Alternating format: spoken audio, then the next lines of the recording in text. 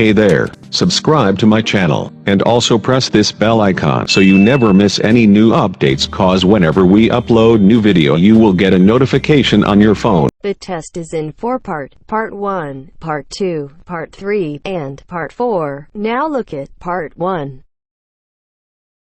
Part 1. You will hear a conversation between two students who have just started college. The two students are making plans for the evening. First, you have some time to look at questions 1 to 3.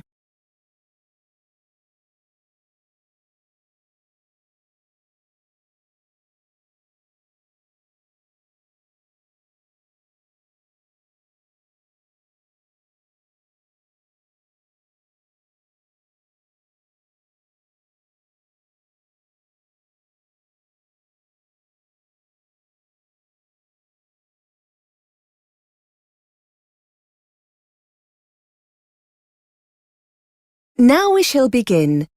You should answer the questions as you listen because you will not hear the recording a second time. Listen carefully and answer questions 1 to 3.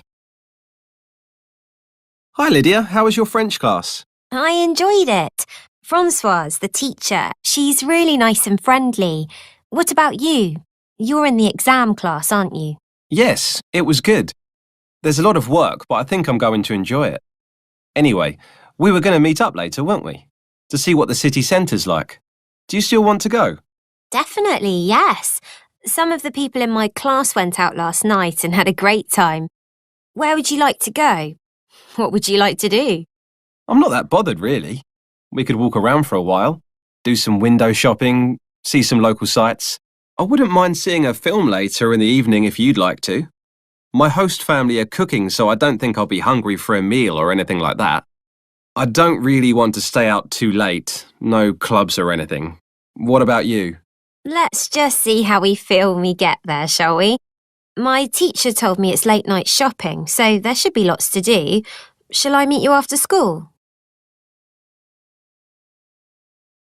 Before you hear more of the conversation, you have some time to look at questions 4 to 10.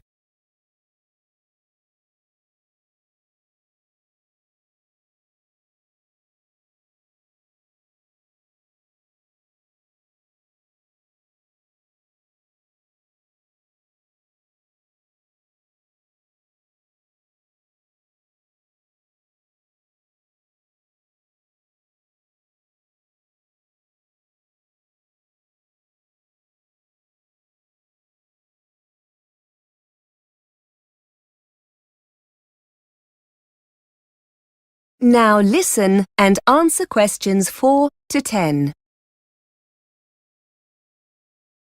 Well, I need to go back to my host family first.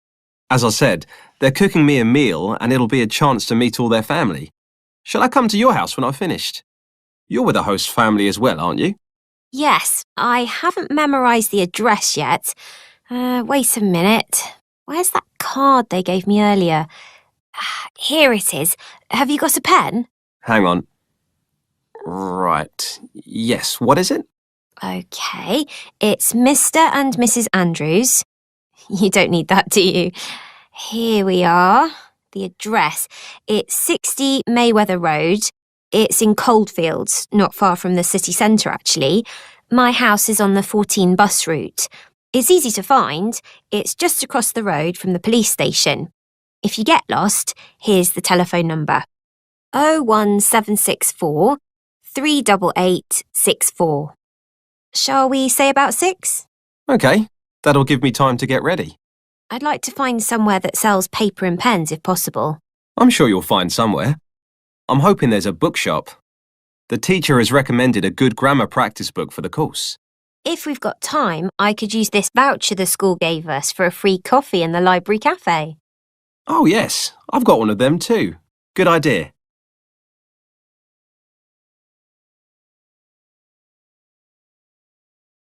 That is the end of Part 1. You now have half a minute to check your answers.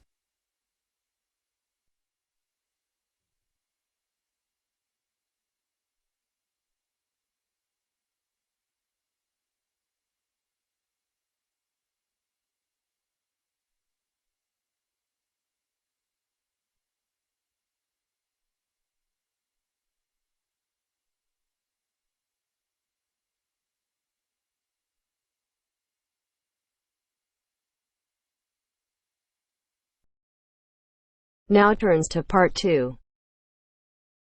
Part 2. You will hear 3 students discussing a language project. First, you have some time to look at questions 11 to 16.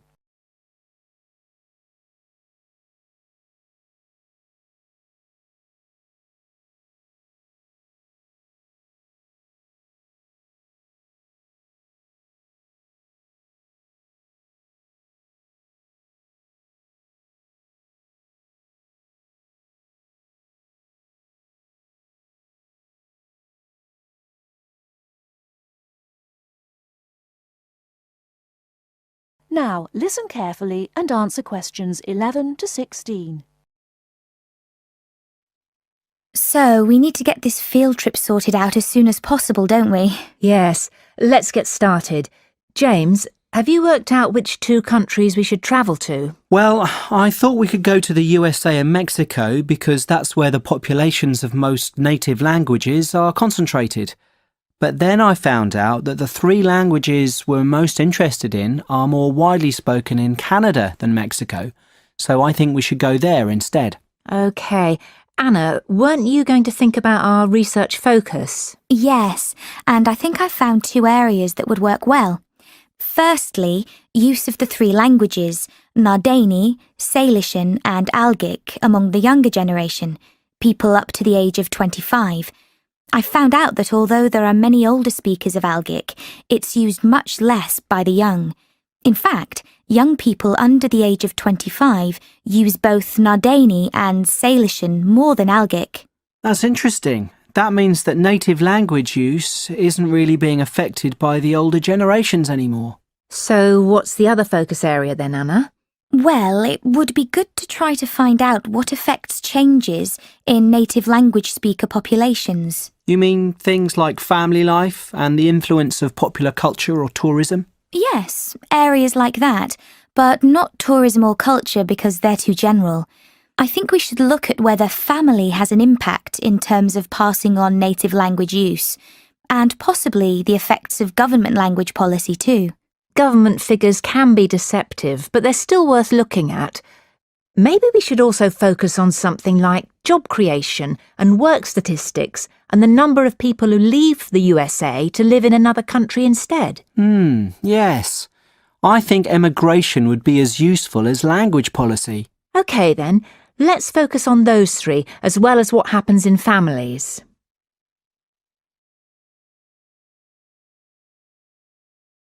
Before you hear the rest of the talk, you have some time to look at questions 17 to 20.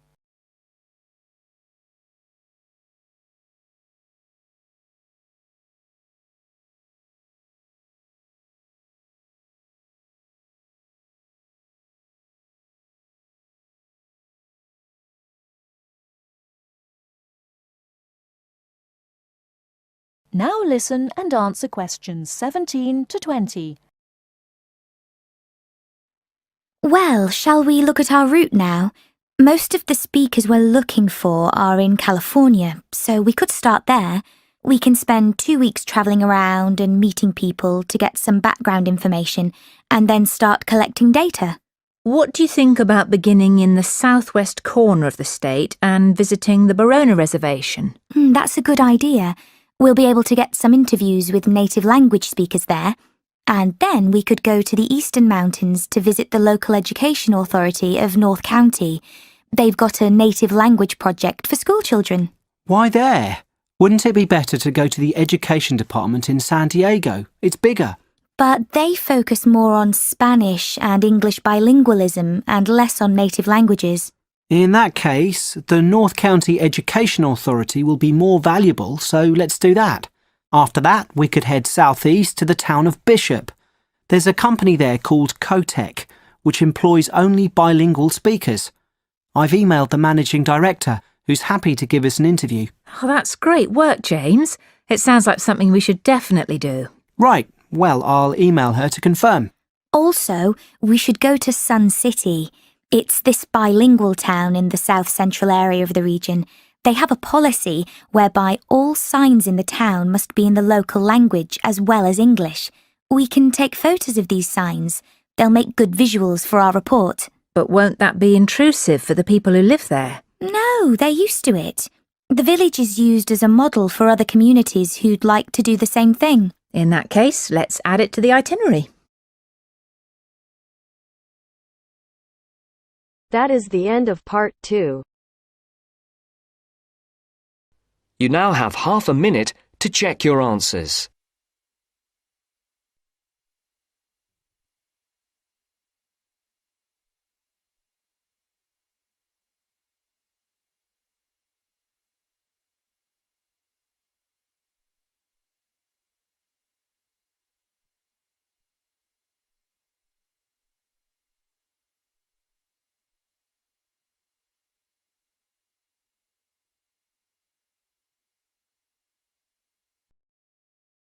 Now turns to part 3.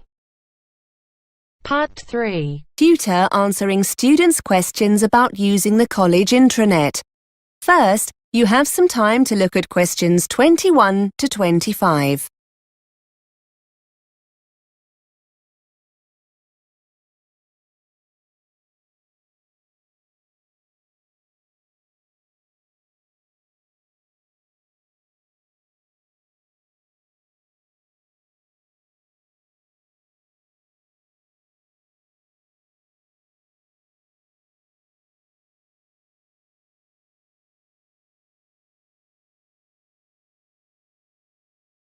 Now listen and answer questions 21 to 25. Hi everyone. I know you have lots of questions about the college intranet. My inbox is full of messages. I thought it would be quicker and more useful to come in and talk to you rather than respond to all the messages. I'm happy to answer, or try and answer, any questions you have about how to use it when we'll be making things available online. I'm the ICT champion for the department, so hopefully I'll be able to help. Yes, Mark, fire away. Can you tell us when the assignments are going to be put online? If you're talking about your second assignment, that should be on already. I uploaded it last Monday. Wait a minute, let me check the schedule. Here we are. No, tell a lie. It was the following day, the 14th. Tuesday, the 14th of October. Have you logged into the intranet yet? No. If the assignment's there, I'll download it after we've finished. Are you putting all the assignments up? Yes, I've been waiting for your subject tutors to email them to me. As soon as I have them all, I'll put them online. There's a deadline of the 24th of November. All course assignments need to be online by then. That's college policy for all staff, so they'll be there then for sure. Will there be anything else? Timetables, trip information, that kind of thing? Only there wasn't much online for our course last term. I know, but we're making more of an effort this time. We'll be releasing your marks for the first assignment soon. That'll be the 17th of November. You'll find them in your My Grades area. Again, the timetables are already there, Mark. You need to log in. I made these available at the beginning of term in September. According to the schedule here, the booking forms, for those who want to go on the Belgium trip, will be available next week on the 29th of October. So don't forget to check then. You need to get these back to us quickly if you want to go. The trip's coming up soon, isn't it? Let's see. Yes, the 19th of November. Now remember, there are lots of learning materials on the intranet as well. Quizzes, web links. Before you hear more of the conversation, you have some time to look at questions 26 to 30.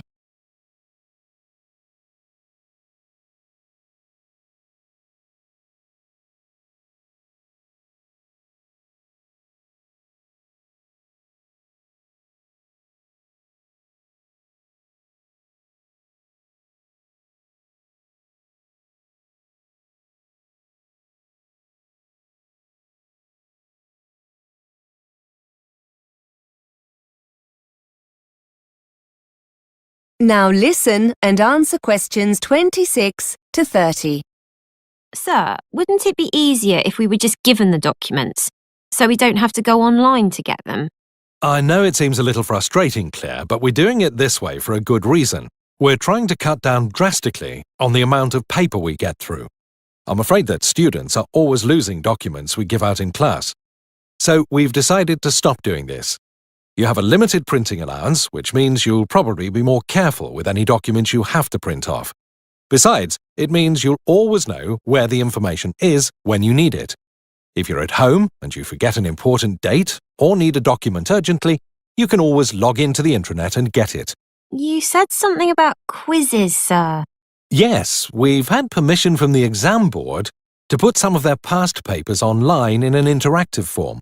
That means you'll be able to get answers immediately with some feedback. They'll make a nice change from using the paper copies.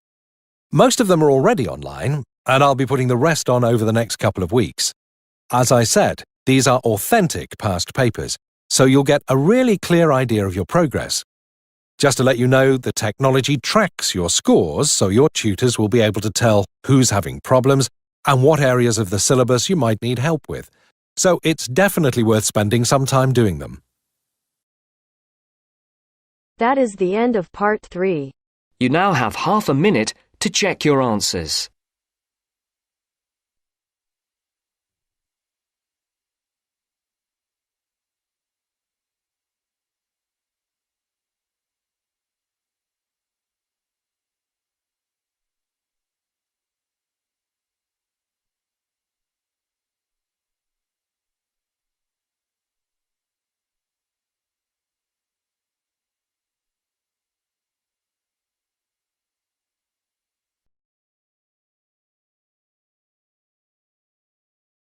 Now turns to part 4. Part 4. You are going to hear a lecturer giving a talk on time management strategies. First, you have some time to look at questions 31 to 37.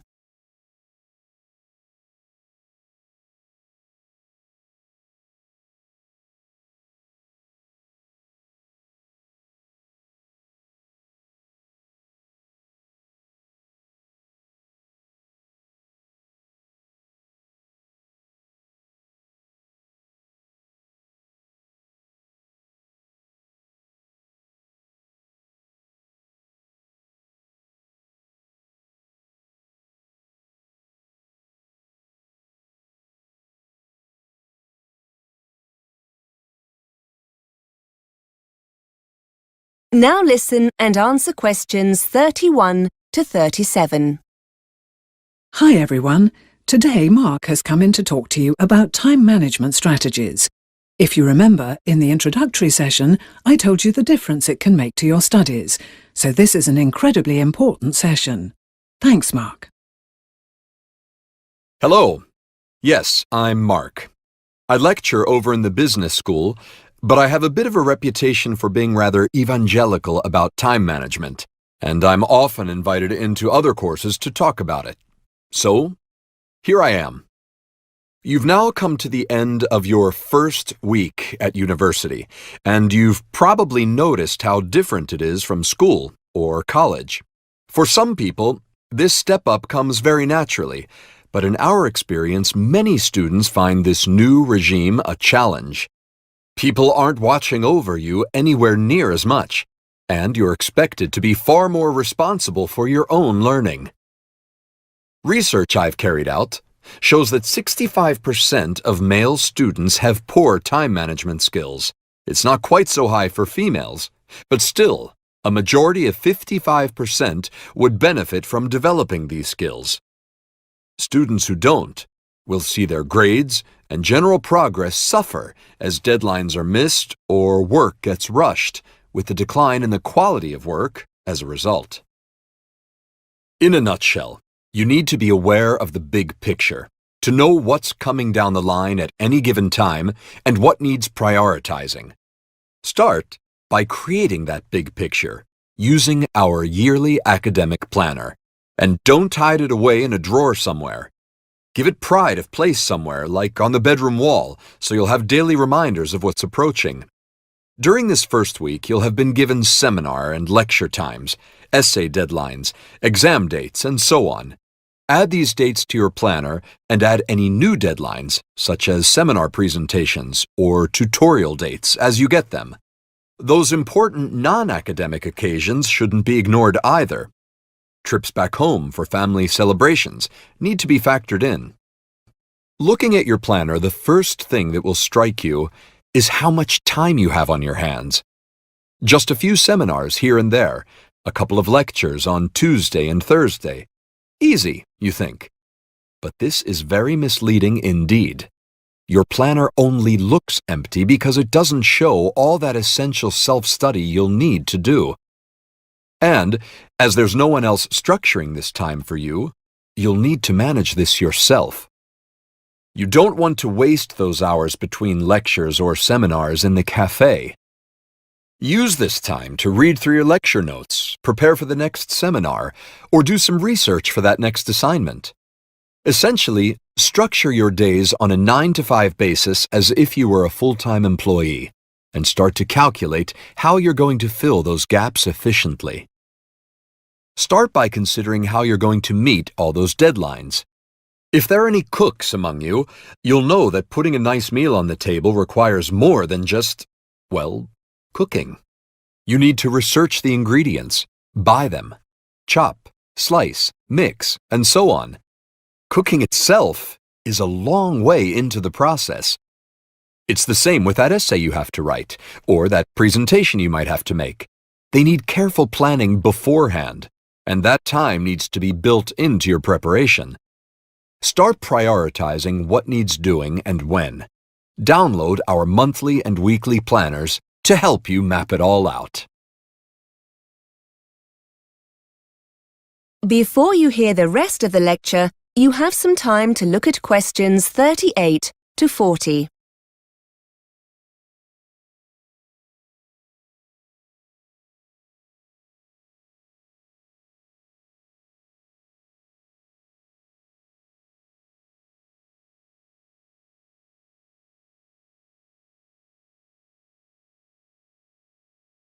Now listen and answer questions 38 to 40. And here's an important point.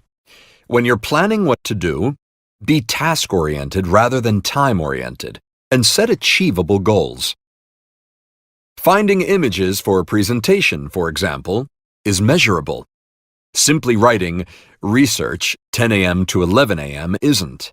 This task-oriented approach will be immensely helpful, forcing you to break your preparation down into individual, achievable steps. Try to assess when busy periods are likely to occur, such as the week leading up to an assignment deadline. Are there any evenings during the week you could put aside for extra work? And, just as importantly, make a note of any times you won't want to be working. You'll need time for you, sessions in the gym, evenings when your favorite programs are on TV. Don't forget to schedule in time for non-academic activities like going shopping or doing the laundry. It's best to have a fixed time each week for jobs like these, so they don't interfere with your academic work. Finally, decide where you're going to do your self-study. Will you be distracted by the TV, the internet, or friends if you stay in your room? Perhaps the library will be a better place. Anywhere that encourages you to prevaricate should be avoided at all costs. Starting with the big picture and then working towards individual goals will leave you feeling in control rather than being pulled here and there, firefighting as the next deadline looms.